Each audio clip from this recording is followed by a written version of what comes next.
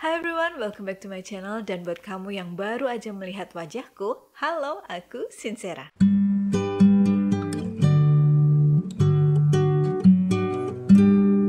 Well, di era dunia yang modern ini sekarang sedang marak-maraknya yang namanya AI, ya kan? Semua serba AI. Dan mungkin aku juga termasuk salah satu orang yang terlambat nih join di hype-nya AI. But lebih baik terlambat daripada tidak sama sekali, ya kan? Nah, di video ini aku akan menggunakan salah satu platform AI yang sangat terkenal, pasti kalian juga tahu, yaitu ChatGPT. Dan karena aku juga suka cerita horor, maka aku akan minta nih sama ChatGPT untuk dibuatkan 4 cerita horor dengan 4 kata kunci yang random. Nah, untuk kata kuncinya kita pakai yang pertama itu yang sudah wajar aja ya di cerita-cerita hantu yang ada, yaitu rumah tua. Yang kedua kita ambil lukisan. Yang ketiga adalah mungkin barang sehari-hari yang pasti kalian semua pakai dan aku juga pakai, yaitu handphone atau smartphone. Dan yang keempat ini yang paling random, gimana kalau kata kuncinya buah apel. Nah, penasaran gak sih sama hasilnya? So, without any further ado, let's just dive into the story, shall we?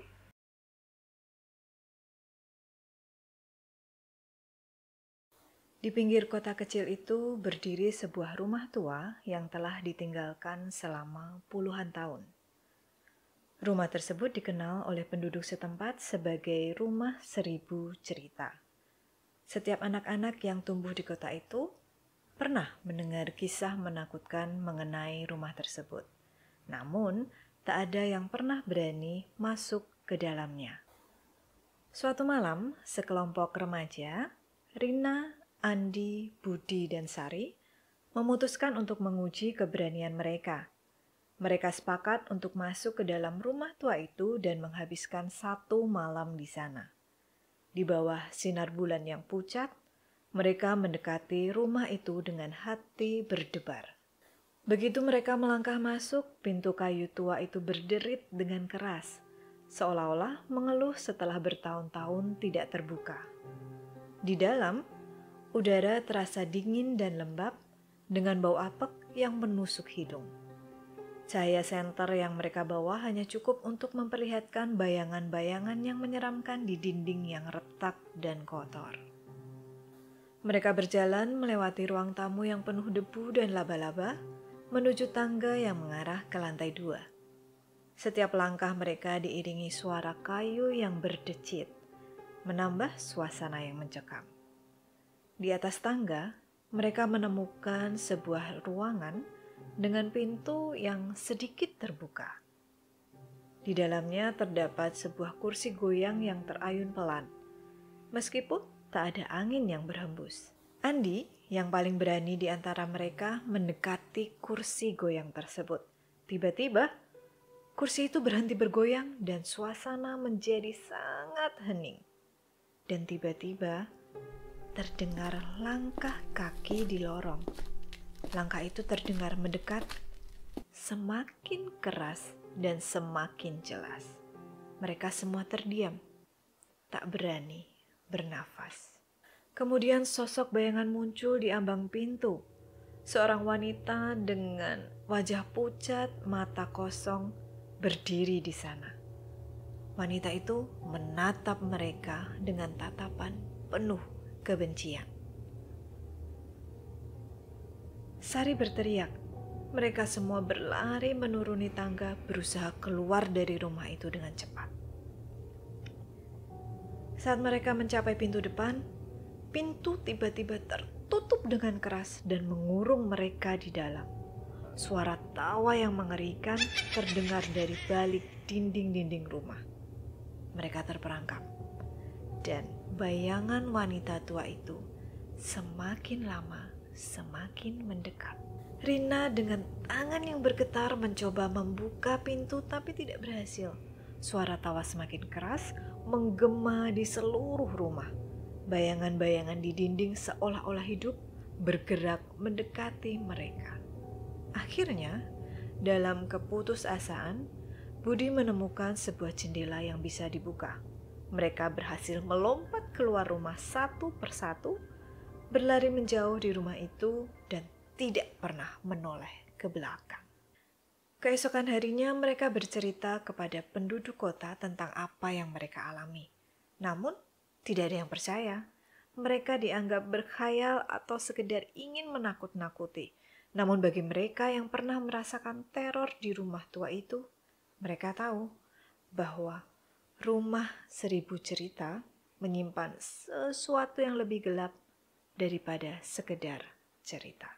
Sesuatu yang masih menunggu di sana, siap menebar teror bagi siapa saja yang berani masuk.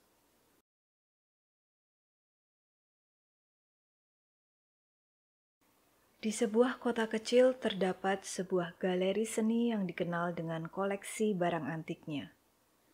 Salah satu lukisan yang paling menarik perhatian adalah lukisan seorang wanita dengan mata yang tajam dan senyuman yang misterius.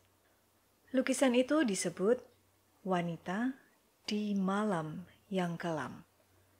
Menurut cerita yang beredar, lukisan itu dilukis oleh seorang pelukis terkenal bernama Armand de Vrooge yang meninggal secara misterius setelah menyelesaikannya.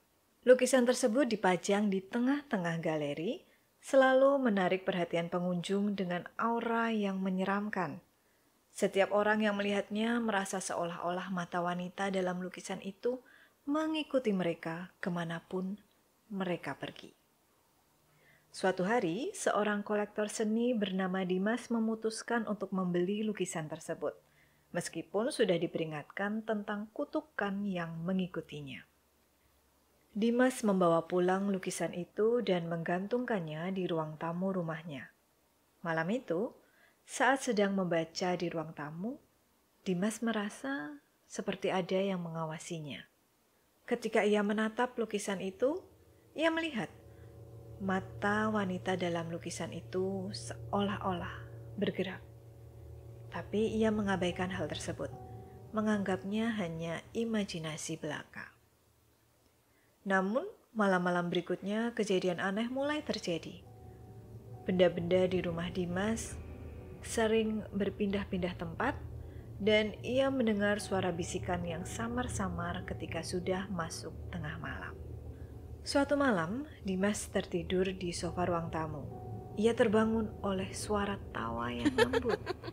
Ketika membuka matanya, ia melihat wanita dalam lukisan itu telah keluar dan berdiri di depannya, menatapnya dengan tatapan penuh kebencian.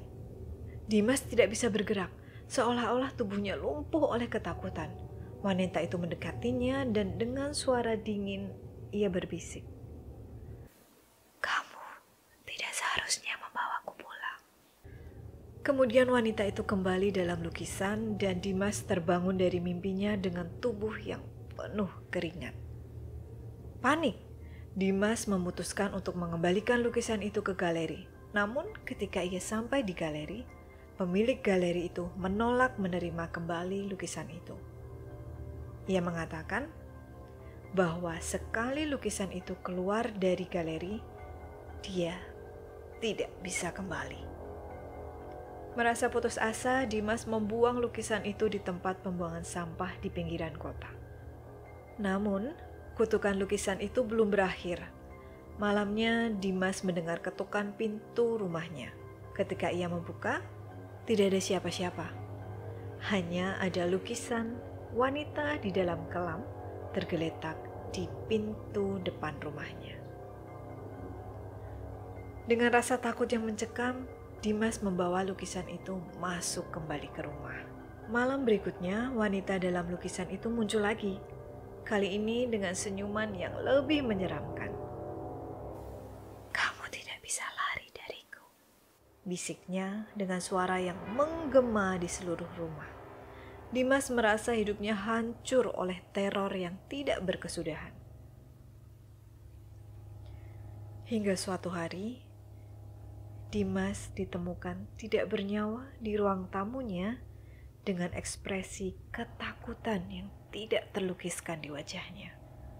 Lukisan itu masih tergantung di dinding dengan mata wanita yang seolah-olah bersinar penuh kemenangan. Penduduk kota tidak pernah lagi mendengar kisah tentang Dimas. Namun, galeri seni tersebut tetap dikenal sebagai tempat yang menyimpan kutukan gelap dan lukisan wanita di malam kelam terus memancarkan aura menyeramkan bagi siapa saja yang melihatnya.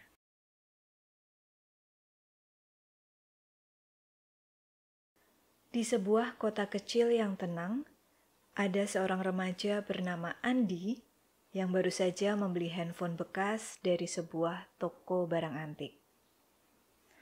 Handphone itu terlihat seperti model lama, tapi harganya sangat murah dan masih berfungsi dengan baik.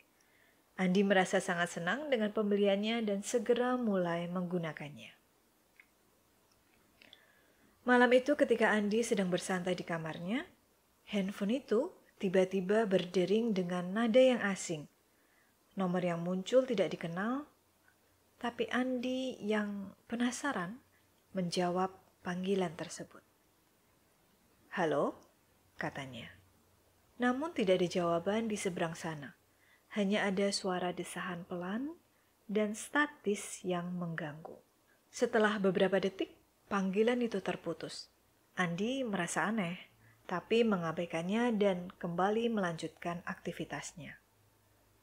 Namun, malam-malam berikutnya panggilan serupa terus berdatangan pada jam yang sama. Setiap kali Andi menjawab, ia hanya mendengarkan suara desahan yang sama dan statis yang mengganggu. Pada malam keempat, sesuatu yang lebih menakutkan terjadi. Setelah menjawab panggilan tersebut, ia mendengarkan suara bisikan samar-samar yang berkata, "Aku melihatmu." Andi merasa ketakutan dan segera mematikan handphone itu. Namun keesokan harinya, saat menyalakan handphone kembali, ia menemukan serangkaian pesan teks yang masuk selama malam itu. Pesan-pesan tersebut berisi foto-foto dirinya yang diambil dari sudut-sudut aneh di rumahnya, bahkan saat ia sedang tidur. Ketakutan Andi semakin memuncak ketika ia menyadari bahwa foto-foto itu diambil dari perspektif yang hanya bisa dilihat oleh seseorang yang ada di dalam rumahnya. Ia segera mencari tahu dari mana handphone itu berasal dan menemukan bahwa handphone itu milik seorang pria yang ditemukan tidak bernyawa dalam keadaan misterius di rumahnya beberapa tahun yang lalu. Pria itu dikenal sebagai seorang yang obsesif dan pencemburu. Malam berikutnya, Andi memutuskan untuk tidak menjawab panggilan yang datang. Namun tepat jam 2 pagi, handphone berdering lagi. Kali ini layar handphone menyala sendiri dan menunjukkan pesan teks yang berbunyi, "Aku di sini." Andi merasakan ada yang tidak beres dan memutuskan untuk meninggalkan handphone itu di luar rumah. Namun ketika ia kembali ke dalam, handphone itu kembali berada di meja kamarnya. Panggilan dan pesan terus berdatangan, membuat Andi tidak bisa tidur dan hidup dalam ketakutan. Suatu malam setelah panggilan terakhir yang terdengar lebih keras dan lebih marah dari biasanya, Andi memutuskan untuk menghancurkan handphone tersebut. Ia memukulnya dengan palu sampai hancur berkeping-keping. Dengan lega, ia tidur malam itu dan berpikir bahwa semua teror sudah berakhir. Namun, pagi berikutnya saat ia membuka mata, handphone itu kembali utuh dan berdering di samping tempat tidurnya. Andi merasa panik dan mengambil handphone itu dengan tangan yang bergetar. Saat menjawab panggilan itu, ia mendengar suara yang tidak asing lagi dan berkata dengan nada dingin, "Kamu tidak bisa lari dariku." Sejak saat itu, Andi tidak pernah terlihat lagi oleh teman-teman maupun keluarganya. Rumahnya ditemukan kosong. Hanya ada handphone di tengah kamar masih menyala dengan layar yang menunjukkan pesan terakhir, "Selamat datang di rumah baru kita."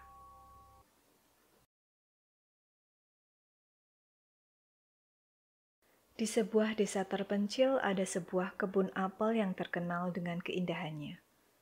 Pemilik kebun itu adalah seorang wanita tua bernama Sari. Dia sangat ramah kepada semua orang, tapi ada satu peraturan yang harus diikuti oleh siapa saja yang datang ke kebunnya. Jangan pernah memetik apel dari pohon paling tua di tengah kebun. Pohon apel itu dikenal sebagai pohon terlarang. Suatu hari, seorang pemuda bernama Anton yang baru pindah ke desa itu memutuskan untuk mengunjungi pohon apel. Dia pernah mendengar tentang kelezatan apel-apel dari kebun itu dan ingin mencobanya sendiri. Saat berjalan-jalan di kebun, Anton melihat pohon tua yang besar di tengah kebun, penuh dengan apel yang merah dan sangat menggiurkan. Terlepas dari peringatan yang sering didengar penduduk desa, Anton tidak bisa menahan diri. Dia memetik sebuah apel dari pohon terlarang dan langsung menggigitnya. Apel itu terasa sangat manis. Tapi segera setelah itu Anton merasa ada yang tidak beres. Ia mulai pusing dan pandangannya kabur. Dalam beberapa menit, Anton jatuh pingsan di bawah pohon. Ketika Anton sadar, hari sudah malam dan kebun tampak berbeda. Suasana di sekitarnya tampak mencekam dengan kabut tebal yang menyelimuti kebun. Ia mencoba bangkit, tapi kakinya terasa berat. Anton melihat ke bawah dan terkejut ketika melihat akar-akar pohon mulai melilit kakinya. Ia mendengar suara berbisik di telinganya. Kamu telah melanggar peraturan. Sekarang, kamu akan menjadi bagian dari kebun ini. Anton panik dan berusaha melepaskan diri, tapi akar-akar itu semakin kuat mencekeramnya. Di tengah usahanya, ia melihat sosok wanita tua, Nenek Sari, muncul dari kegelapan dengan senyuman yang menakutkan. Kamu tahu, pohon itu butuh jiwa baru setiap beberapa tahun, kata Nenek Sari dengan suara dingin. Dan sekarang, giliranmu. Anton merasa ketakutan dan mencoba berteriak, tapi suaranya tidak keluar. Perlahan-lahan, tubuhnya ditarik masuk ke dalam tanah oleh akar-akar yang semakin banyak muncul dari pohon. Keesokan harinya, penduduk desa mencari Anton yang tidak kembali dari kebun. Mereka menemukan pakaian dan barang-barangnya berserakan di dekat pohon terlarang, tapi Anton tidak pernah ditemukan. Mereka tahu bahwa ia telah menjadi korban kutukan pohon itu seperti yang terjadi pada beberapa orang sebelum dia. Nenek Sari tetap melanjutkan hidupnya seperti biasa, menyambut pengunjung ke kebunnya dan memperingatkan mereka tentang pohon terlarang. Namun setiap beberapa tahun pasti akan ada seseorang yang ceroboh yang akan melanggar peraturan tersebut.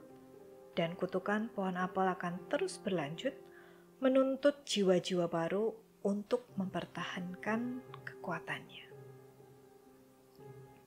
So, itu tadi 4 cerita horor yang sudah dibuatkan oleh ChatGPT. Gimana menurut kalian? Menyeramkan atau tidak? Well, menurutku sih menyeramkan iya, cuman masih kayak cerita yang mainstream. Jadi aku belum menemukan cerita yang anti-mainstream dari 4 cerita tadi. Mungkin di video berikutnya kita akan cari kata kunci lain yang bisa lebih menggali ChatGPT agar membuat cerita itu kayak lebih detail dan lebih anti-mainstream yang jelas. So yeah, thank you very much for watching guys and see you in my next video. Bye, love you all.